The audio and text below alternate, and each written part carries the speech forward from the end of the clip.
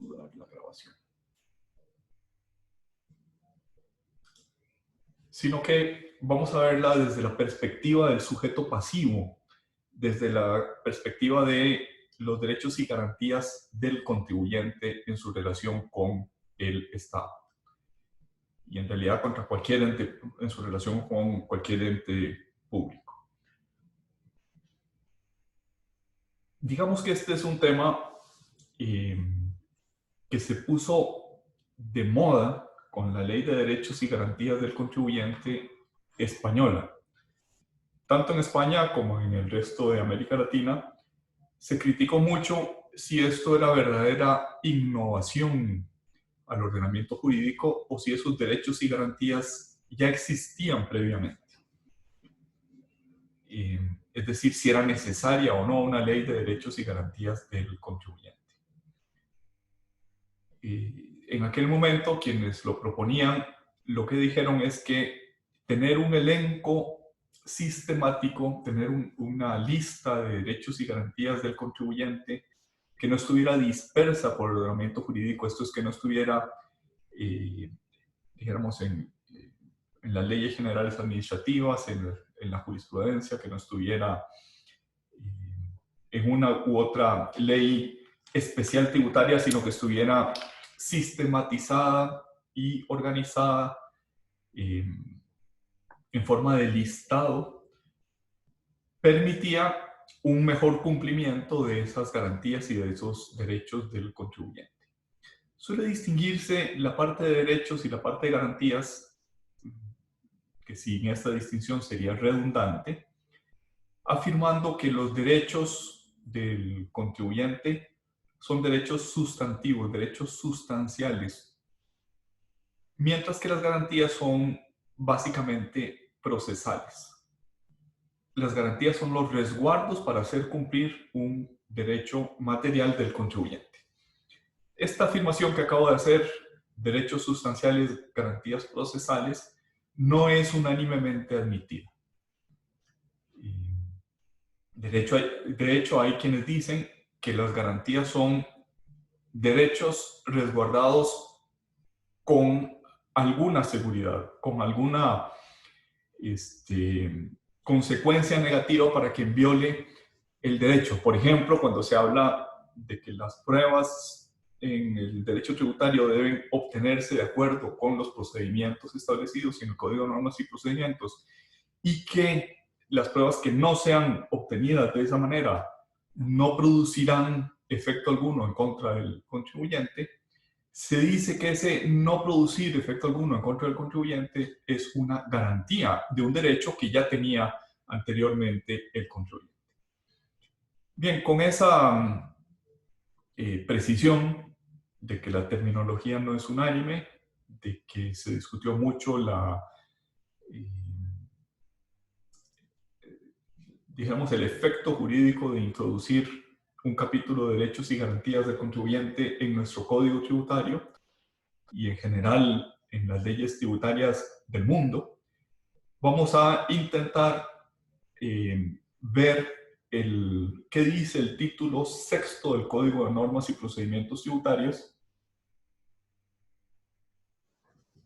de nuestro país, con especial énfasis en el tema de tutela judicial efectiva en la Constitución. Este sería un poco la agenda del día de hoy. ¿Qué es la tutela judicial efectiva en la Constitución? Algunas garantías del contribuyente en el Código de Normas y Procedimientos Tributarios. ¿Qué cosa es el derecho de audiencia previa en el Pacto de San José de Costa Rica y cómo se introdujo esa audiencia previa en el título sexto del Código de Normas y Procedimientos Tributarios? Y un desafío, es decir, una violación en la ley, un desafío legislativo que fue anulado, que fue la introducción del solve del repete en el artículo 144 del Código de Normas y Procedimientos Tributarios y su anulación por la Sala Constitucional. Ese sería pues nuestro temario o nuestra agenda del día de hoy. La Constitución política garantiza en el artículo 27, la libertad de petición en forma individual o colectiva ante cualquier funcionario público o entidad oficial y el derecho de obtener pronta resolución. Yo puedo pedir al ente público y tengo derecho de obtener una respuesta. Y una respuesta no cualquiera, sino una respuesta pronta. Junto con este artículo 27, el artículo 41 de la Constitución Política afirma que ocurriendo a las leyes, ese verbo es un verbo muy curioso, ¿verdad? No solemos usarlo en la conversación habitual, ocurriendo en el sentido de acudir a las leyes, todos han de encontrar reparación para las injurias o daños que hayan recibido en su persona, propiedad o intereses morales. Debe hacérseles justicia pronta, cumplida, sin denegación y en estricta conformidad con las leyes. De estos dos artículos se ha derivado en nuestro país un derecho fundamental a la justicia, un derecho que suele identificarse con estas siglas, tutela judicial efectiva. Nuestra Sala Constitucional, que lo ha desarrollado en este voto del año 92, en 1739, y en varios otros votos, ha dicho que esa tutela judicial efectiva se compone de la existencia y disponibilidad de un sistema de administración de justicia. ¿Qué quiere esto decir? Quiere decir órganos adscritos al poder jurisdiccional que administran la justicia, pero también un conjunto de mecanismos idóneos para el ejercicio de esa función jurisdiccional del Estado, es decir, normas procesales, institutos procesales, normas procedimentales, que no es lo mismo que procesales. Tienen normalmente, cuando se dice procesal, se alude al Poder Judicial. Cuando se dice procedimental, generalmente se alude a la administración.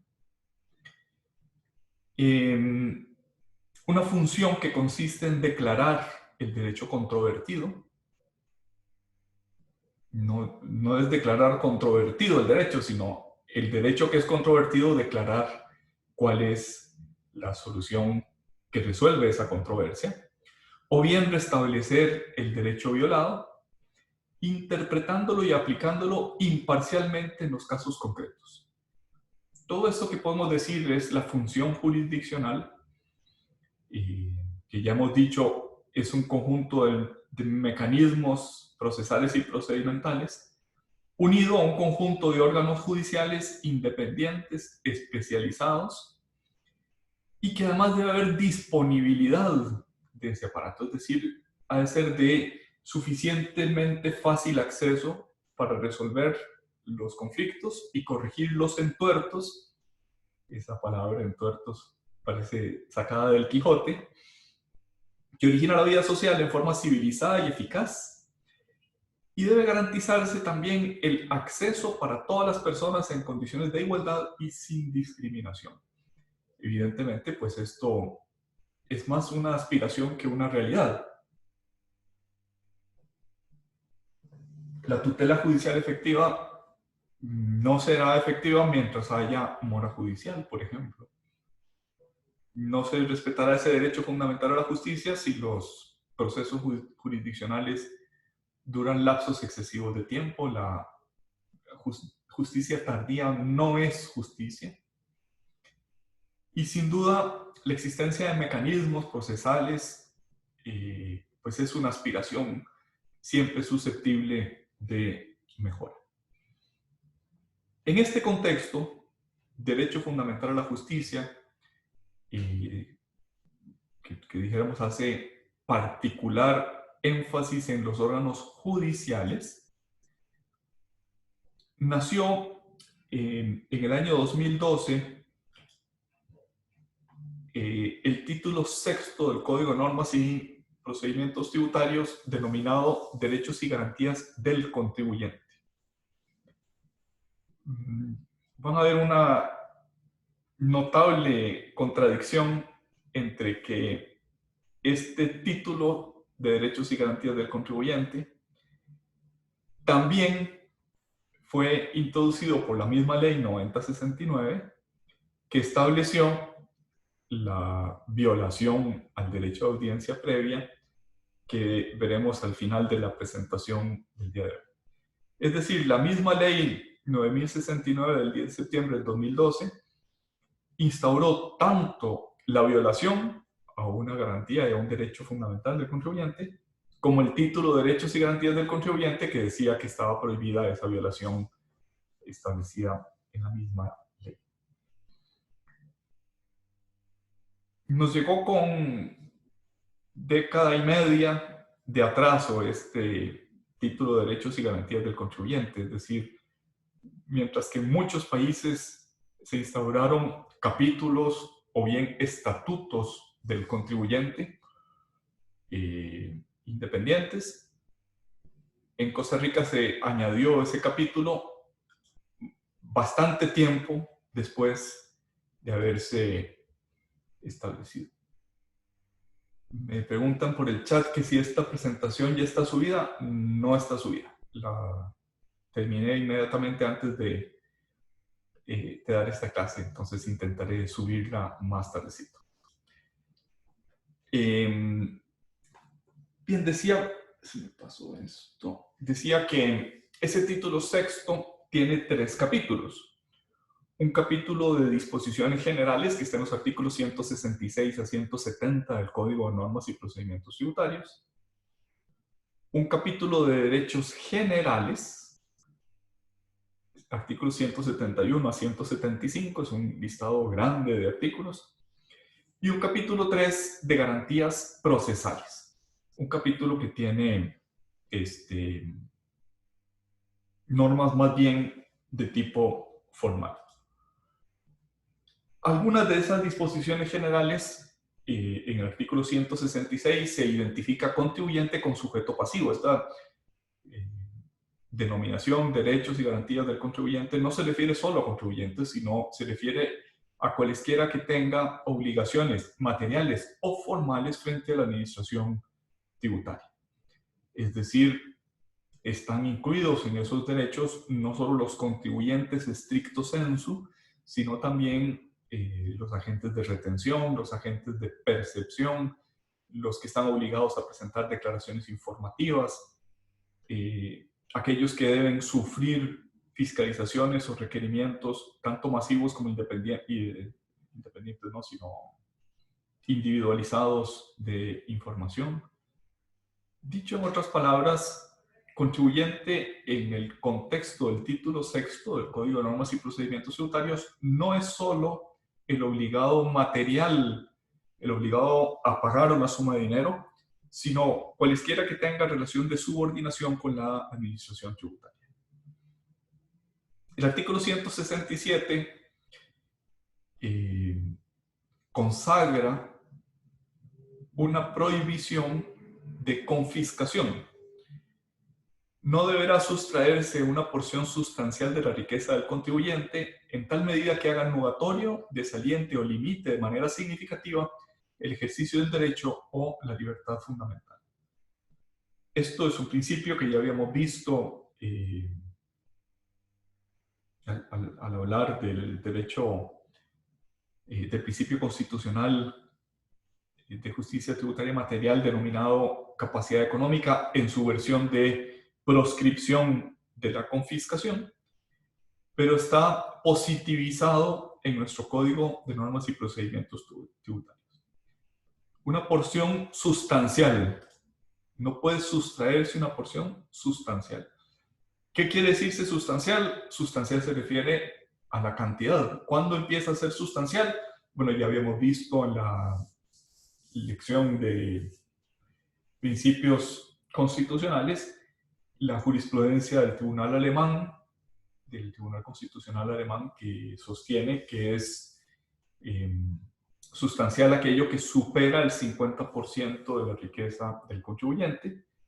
Y también vimos la jurisprudencia del la Corte Suprema Argentina, que dice que ese 50% se puede alcanzar o superar violando la prohibición de confiscatoriedad, no solo por un tributo, sino también por un conjunto de tributos. O sea, interesa que no puede ser sustancial la detracción que hace la hacienda pública, no puede ser sustancial, no puede superar el 50% de la riqueza del contribuyente. Ese es como el límite máximo de la intensidad de la imposición. Hoy me contaban de un economista que propuso, y además lo propuso bastante seriamente, hace, qué sé yo, hace como un año o algo así, que los asesores fiscales deberían tener una tasa efectiva de impuesto del 100%. ¿Qué es esa afirmación de este economista? Eso es una prohibición de ejercer la profesión de asesor fiscal. O sea, si el asesor fiscal debe pagar el 100% de lo que gana en impuestos, pues eso es nugatorio el derecho de escoger esa profesión. Incluso podríamos decir que desaliente o que limite de manera significativa, pues si es menos del 100, pero si es el 80, si es el 60%, nadie va a querer escoger esa actividad, haciendo que en la práctica esté prohibido, que en la práctica esté proscrito un derecho o una libertad fundamental. Dice este mismo artículo 167 que el sistema tributario se regirá por principios de generalidad, neutralidad, proporcionalidad y eficacia. Todo esto nos suena bastante, tanto el primer párrafo, el de la porción sustancial, como estos principios que acabamos de enumerar, suenan bastante, a los principios constitucionales del derecho tributario, en particular aquellos que tienen que ver con justicia tributaria material. Generalidad es lo mismo que el principio de igualdad.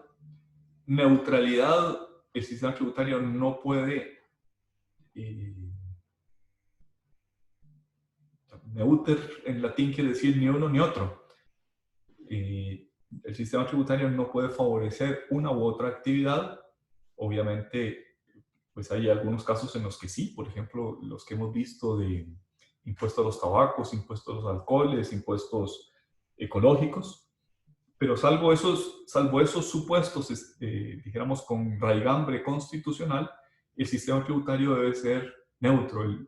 Por ejemplo, el IVA no puede discriminar entre, qué sé yo, entre abogados y contadores, o no puede discriminar entre deportistas y artistas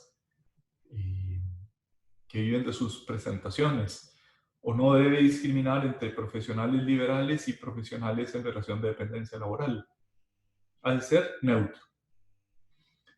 Debe también ser proporcional, y una cosa muy curiosa, proporcionalidad quiere decir progresividad en este contexto. Y una cosa muy curiosa decía que es que el sistema tributario debe ser eficaz. No es una declaración de intenciones, no es un canto a la bandera. Debe tener eficacia, debe ser capaz de conseguir el objetivo para el que está diseñado. También porque de ello depende el cumplimiento de normas constitucionales y de principios constitucionales, en la medida en que sea eficaz el sistema tributario recaudando lo que tiene que recaudar. En esa medida están garantizados los derechos que tutela, o los principios que tutela la Constitución política. Desde ese punto de vista, un sistema tributario en el que aproximadamente el 50% de la actividad económica es informal, y con informal queremos decir que no está sujeto a inscripción y declaración de impuesto de ventas y de impuesto al valor agregado y de impuesto sobre la renta, y en la misma medida y por la misma razón tampoco contribuye cuotas de seguridad social. Si eso es generalizado, como parece que lo es en Costa Rica, 50% de la actividad económica, evidentemente se está violando este principio de eficacia. Dice también la norma, el artículo 167, que todo lo que precede, es decir, lo de la porción sustancial o de los principios de generalidad, etc., debe interpretarse con criterios de razonabilidad, racionalidad, nuevamente proporcionalidad, no discriminación y equidad. No solo los principios informan el sistema tributario, sino que además el sistema tributario debe ser interpretado con esos criterios. Nuestra sala constitucional ha dicho que la proporcionalidad y la razonabilidad son cánones constitucionales. Es como si dijera, bueno, pues no, aunque no haya norma expresa en la Constitución política que indique razonabilidad y proporcionalidad, toda la Constitución política está imbuida de razonabilidad y proporcionalidad, de tal manera que una norma que no sea razonable y proporcional, por ese mismo hecho, es inconstitucional. Y esto pues es una afirmación de nuestra sala constitucional riquísima de consecuencias. El sistema no puede ser absurdo, es una especie de proscripción. Lo que es absurdo es inconstitucional. Y esto frecuentemente veremos acusaciones de desproporcionalidad, de absurdez, de irracionalidad en el sistema tributario. Dice también el artículo 167 que el sistema tributario, ya visto desde la perspectiva de la administración, de quien administra ese sistema tributario, debe basarse en técnicas modernas. Esta expresión pues en sí mismo no significa nada, pero ejemplifica algunas de ellas diciendo, por ejemplo, manejo de gestión de riesgo, por ejemplo, controles basados en auditorías, aprovechamiento de las tecnologías de la información, y ordena una simplificación y una armonización de los procedimientos. Diría que esto pues tiene sus puntos flacos en la práctica. ¿Qué es gestión de riesgo? Es un tipo de fiscalización que para hacer mejor uso de los recursos humanos que practican la fiscalización, decide fiscalizar aquellos lugares o aquellas áreas económicas donde haya particular riesgo de evasión o particular riesgo de informalidad. Desde ese punto de vista, la administración tributaria está obligada a publicar todos los años su plan de fiscalización para ese año.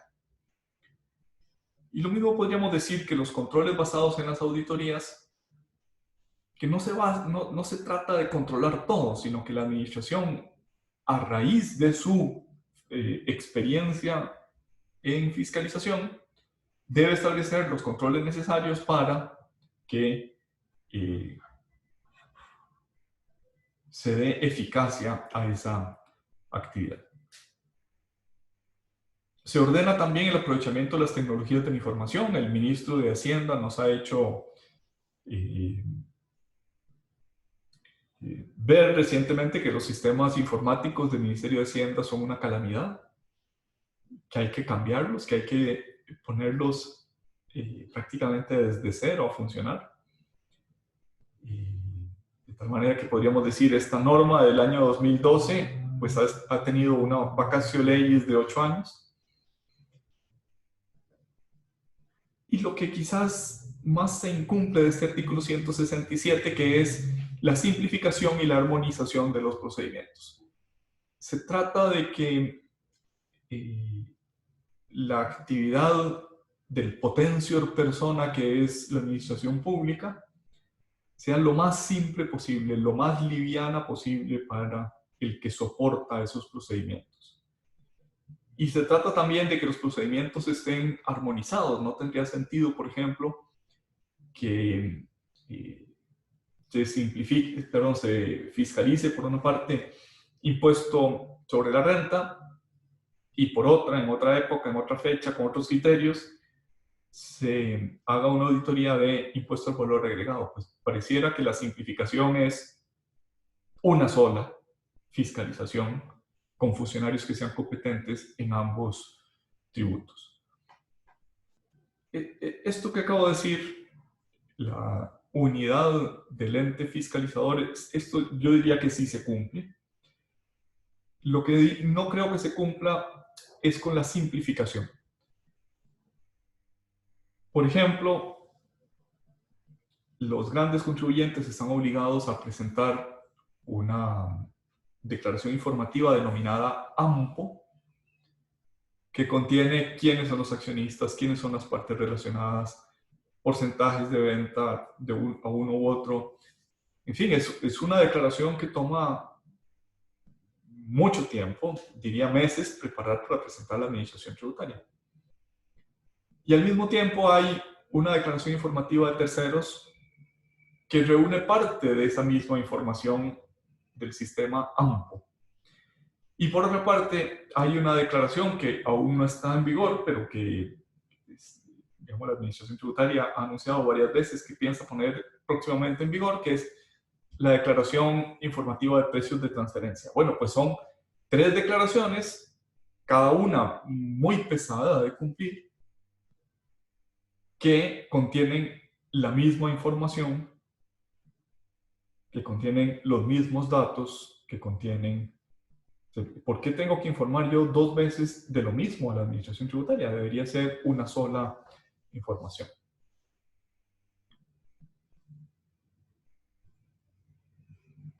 Si me escuchan, denme un momentito porque me sale un mensaje de que se ha cerrado la sesión porque se inició mi cuenta desde otro dispositivo. Voy a ver si alguien está usando mi cuenta.